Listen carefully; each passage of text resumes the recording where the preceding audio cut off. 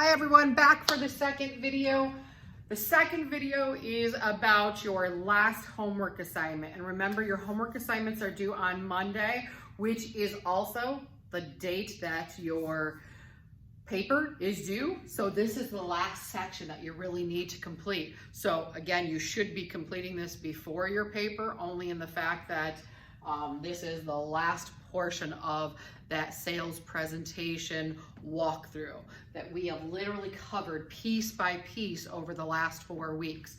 So let me read through this and explain it as we go along. Again, there's literally only maybe 4 or 5 questions here. It looks like a lot, but as you've read through these, I'm sure you see that it really isn't. It's just focused this section right here in the last section that really delves into your service or your sales presentation project is really talking about your competitor. Again, this is for your same product, for your same company. Now you're looking at your competition and sort of walking through what does your competition do and how do you sort of compare to that competition.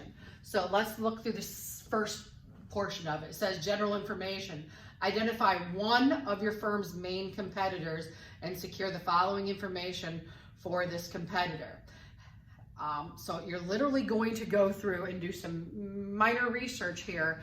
Again, I think the last time I was talking about this for Wednesday's class, we were utilizing Pepsi because Pepsi is one of my favorite products. So Pepsi's main competitor obviously be Coca-Cola.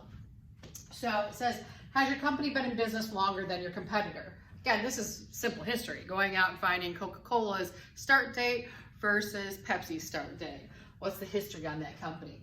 What is the size of your competitor in relation to your firm? Again, we're talking about market share here. I'm not looking for specifics here, but if you look at Pepsi and Coke, they pretty much dominate the market. They go back and forth respectively each year. Coca-Cola having 36% of the market, having Pepsi having probably 34%, and that fluctuates every year. So they own the market. Pepsi and Coke together are what we call an oligopoly, and they really sort of control the market, where all the other little soda beverage producers have little slices of that market. I'm not asking you to do any mathematics here and to formulate the market share.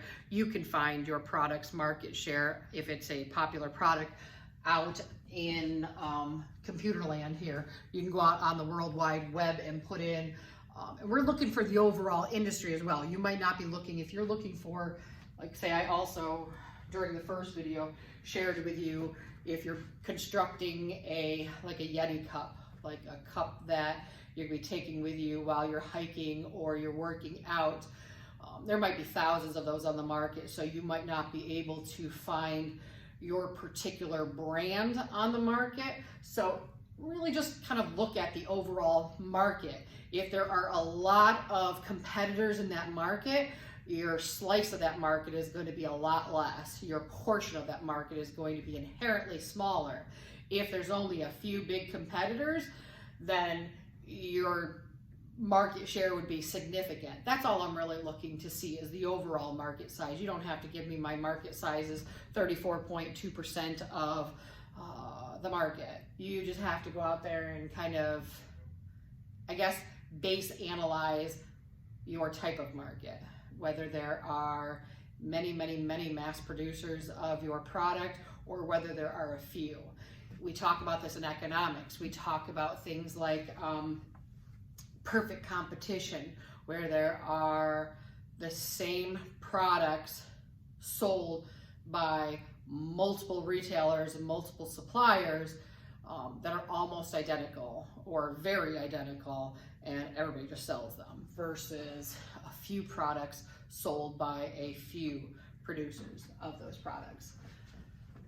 What is your competitor's policy on extending credit to its customers? Are your firm's policies more or less liberal?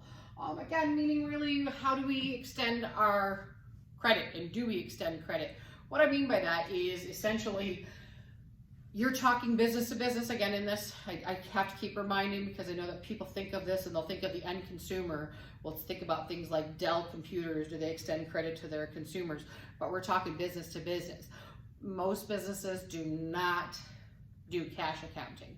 Most businesses extend credit, and then we pay on those accounts payables, we pay on those from our suppliers, we pay with accounts receivables.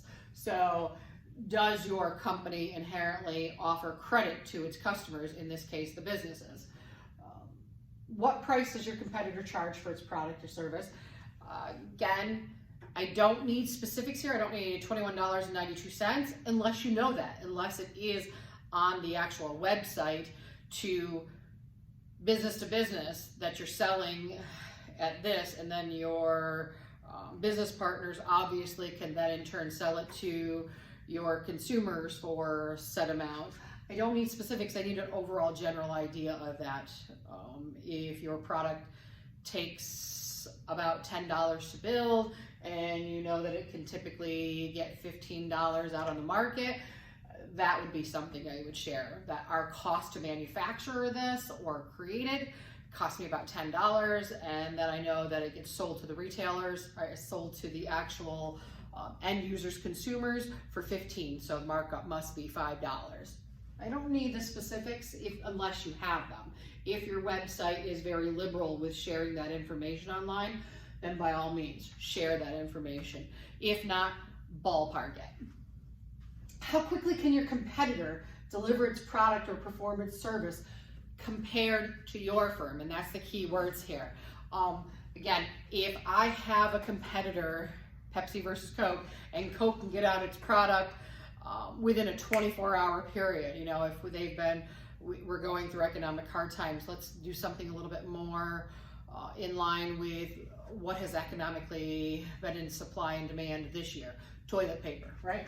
If I have a company that can replenish those supplies in 24 hours or less, they have what we call a competitive advantage over my company, because it takes me on average between 5 and 7 days to restock the shelves, between manufacturing, strategically planning how to get it from point A to point B, it's called logistics, and getting it to the shelves. So that's all I'm looking to know is, you know, what is their turnaround time versus your turnaround time. What service does a competitor offer its customers after a sale is made? Again, we've kind of already covered this in several different sections, but not necessarily in regards to your competitors. So this is the same question, it's just how about your competitors?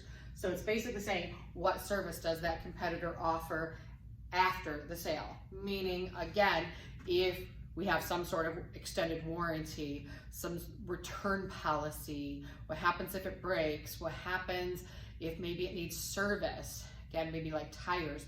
When you sell a set of tires, they might need rotation services, and maybe you offer a roadside hazard to go along with those tires for extra pay. So something like that. What are the type of services that you offer along with that? What are your competitors' major strengths and weaknesses? So again, it's going kind of like a basic SWOT analysis. You've already done that for your own company. Now I'm asking you to look at your competitor and do inherently the same thing. And again, these are just questions like what ifs. Again, what if you're selling a service or talking about that service that comes with it? What activities does the competitor's service include? What qualifications and experiences the competitor's employees have? Is your service more or less accessible to your customers? I mean, can they actually call it and get that service performed? If you're selling a product, you are selling a product. What is the history of your competitor's product? What major improvements have been made? They're just looking to see what's happened over the period of time.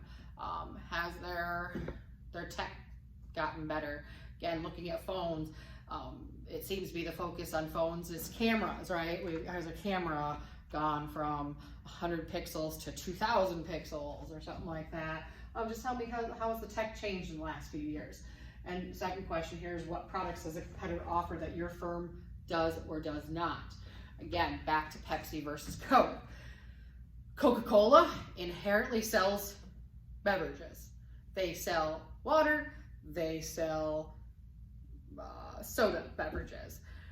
Pepsi owns soda, water lines, Tropicana, which is actually juices. They sell Frito-Lay snack line.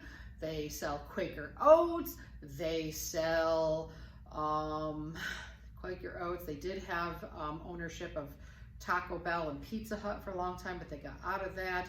Quaker, they also own the hummus. What are the hummus brands? So that's all this question is asking. Do they have different product lines? Do they venture into different product lines than your company does? I mean, do they have a different big umbrella versus what you sell? So that's all that is asking you to do. And then the last portion of this, if you're selling a product to a wholesaler or retailer, which you are, you're business to business, who will resell it to the ultimate customer? It says, what advertising support does your competitor? So this is asking you on the outside of the company and the services they offer, what sort of advertising do they do and how do you compare pretty much? What sort of, remember, advertising is completely different than product lines, because advertising is all about the 4 Ps: product, price, place, promotion. So what type of advertising does your competitor have versus what you have? That's all I'm asking you to look at here. So this whole section is all about your competitor. And again, it doesn't have to be too detailed. Just answer most of the questions, walk through that, and that should give you enough content to really sort of adequately represent your competition for your paper. Remember, your paper is due Monday. If you have questions, comments, let me know. Again, it's not due till the end of class, so I will be available Monday night for anybody that is has either waited to the very last moment, which I don't recommend, or is struggling with kind of pulling it all together somehow. I am here. Today is, for me, it's Thursday. For the video, it'll be Friday. I work till 3 o'clock. After that, just send me an email and I will get back to you as soon as I possibly can. I am available all during our class time of 6 to 10 p.m. on Monday, Wednesday, and Friday to meet with you via private Zoom if you wish at any point in time. I am also available Monday night to meet with Zoom. So just let me know. If I know that you have any questions and concerns, you might want to shoot me an email, say, hey, can we Zoom at 9 p.m.? I have a question about this, this, and this. I'll prepare and get those answers ready for you and we can touch base. Otherwise, I will look forward to your paper on Monday, and congratulations on making it almost through the course. We literally have 2 class sessions left after Friday. Bye guys, let me know if you have any questions. Have a good one.